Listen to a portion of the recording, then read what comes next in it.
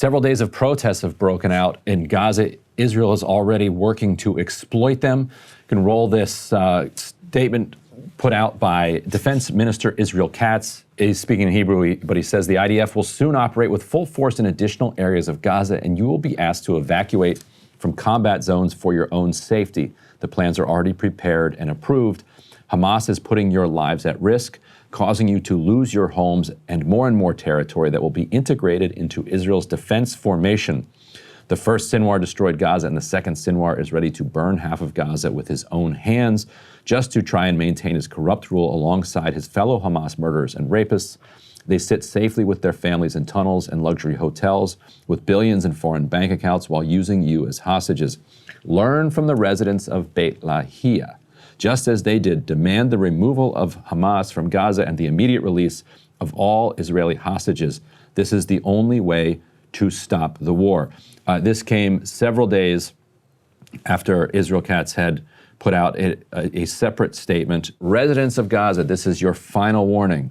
Evacuation of the population from combat zones will soon resume. If all Israeli hostages are not released and Hamas is not kicked out of Gaza, Israel will act with force you have not known before.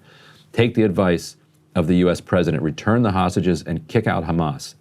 And new options will open up for you, including relocation to other parts of the world for those who choose. The alternative is destruction and devastation. After these remarks, starting this week, you started to see organic protests, not in other words, not organized by Fatah or the Palestinian Authority, which are kind of rivals of Hamas. Into the second day, the size and kind of the ferocity of the protests expanded significantly. We'll see how that develops on today, which would be the third day. What has been remarkable about these protests is that they have included significant anti-Hamas sentiment being expressed. And so let's talk about the politics here and the material conditions in which these are unfolding.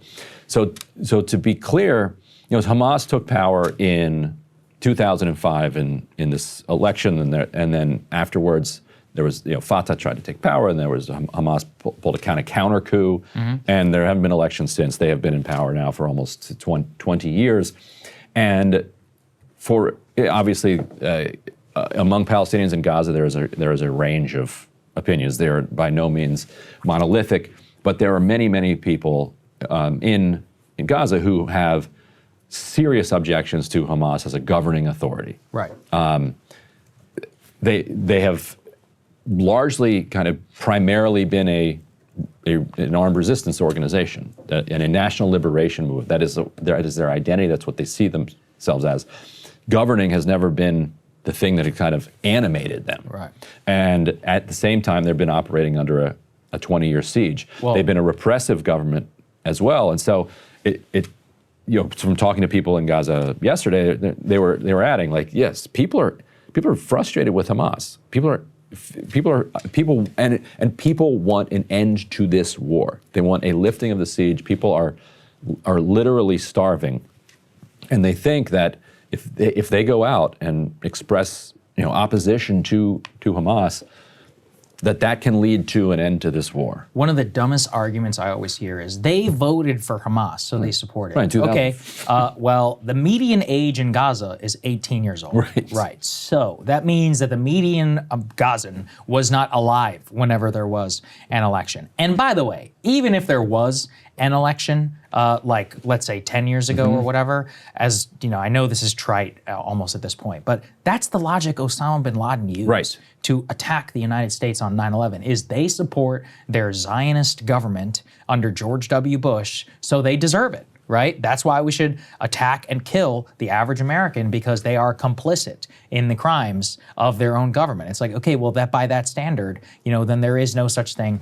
as a civilian. Now, that's basically the argument that has been put in place. What's also ironic about those elections is that they were pushed by us. Yes. We're the people who basically forced them. The Israelis didn't even want to have an election because they knew what was going to happen.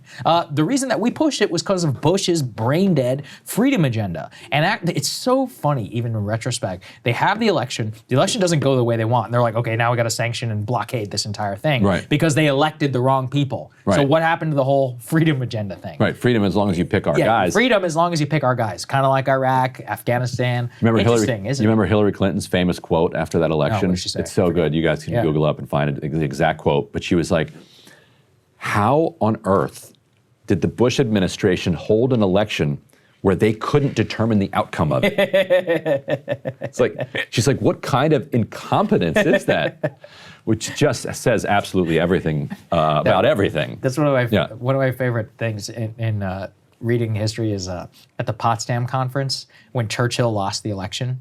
Stalin was like, I don't understand. What is He's going like- on here? He's like, why didn't you just rig it? And he's like, Yeah. that's not what we did. He was mystified Yeah, like, what that do you- you didn't rig the just gonna- election. you're just gonna he's give like, up what power? do you mean that you're just leaving? He's like, you can't leave. We're And he was so negotiating." annoyed. He's like, now I have to Yeah, deal he's with like, no, new he was like, people. who's this new guy? Attlee? He's like, who the fuck are you? You know, it's like, I don't want to deal with you.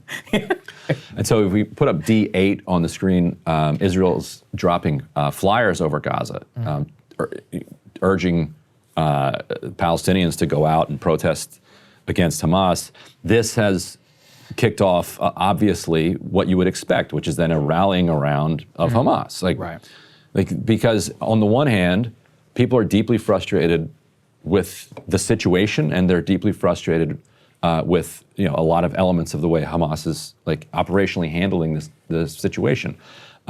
People are suffering. On the other hand, they don't want to be seen as aligning themselves with Israel. So as a result of this, as a result of Israel trying to exploit the protests, you've had a lot of clans and kind of senior elder officials like up and down Gaza put out statements saying that the people have a right to protest, people have a right to protest Hamas, but we stand steadfast and firm with the national liberation and with the resistance against Israel, trying to make that clear. At the same time, you're going to have political jockeying for what may be a post-Hamas environment after Gaza. Israel tried, very hard and they put their plans publicly out there that they wanted to empower clans against Hamas to distribute aid. They armed some of these clans. They would bomb Hamas. They would bomb police that were connected with Hamas to try to empower these basically gangs, because then it's a classic divide and rule situation. Yeah. And so some of those gangs have obvious political motivations to try to fuel these. And so what is relying on genuine, organic sentiment of, very quickly is getting, pulled in many different directions. That's what I really wanted to get at. I was like, what do we really make of these protests? The- Because everyone's like, oh, it's Yeah. against Hamas. I was like, well, maybe. It seems a little convenient. But it's like there's, and it should definitely be acknowledged that there is significant anti-Hamas sentiment being expressed at these protests. what do your drop Like, side colleagues say about the participants and others? that there are significant, anti-Hamas elements to these protests, of course, but there's also like anti-siege, Right. anti-occupation, end this war. We want to live is one of the main lines, main battle cries of these protests is, we want to live, and there is some frustration that the ceasefire didn't last, and it's frustration at everybody involved. Like they just want but they also know who is blockading Gaza right now. And they know they can, in many cases, you can see the trucks on the other side. Abu Bakr Abed, one of our correspondents there, put on Twitter the other day or yesterday, that children that he's seen are drawing food in the sand.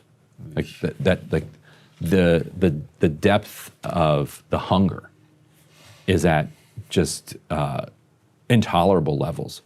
And so part of this, I think, is just flipping the table, like something's got to give here. Yep. And it's being received in a very complicated way in Israel, because on the one hand, the Israeli public likes to say that, look, even the Palestinians are protesting against Hamas. We told you Hamas is terrible.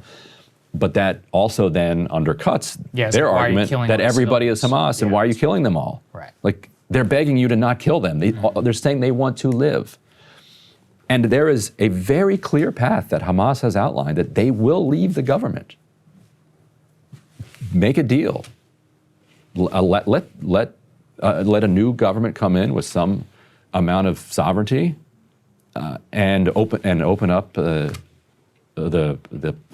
passes so that the trucks can get back in, and they'll disarm and move on. Like, and so for a lot of the Israeli right, one of their biggest fears has always been being told yes, peace and coexistence is possible. We want peace, because Israel does not want. The Israeli right does not want, the Israeli right is now almost all of Israel. They don't want peace and coexistence with Palestinians in Gaza. They want the Palestinians in Gaza to no longer be there. Right. They're setting up an entire ministry to move them to Egypt and Jordan. They want to ethnically cleanse the entire area. So peace and coexistence is a threat to that vision. So that's why it's being received in this kind of complicated fashion. And you're seeing a lot of Israeli commentators say, we don't care if they're protesting, kill them anyway. Hey, if you like that video, hit the like button or leave a comment below. It really helps get the show to more people. And if you'd like to get the full show ad-free and in your inbox every morning, you can sign up at breakingpoints.com. That's right. Get the full show, help support the future of independent media at breakingpoints.com.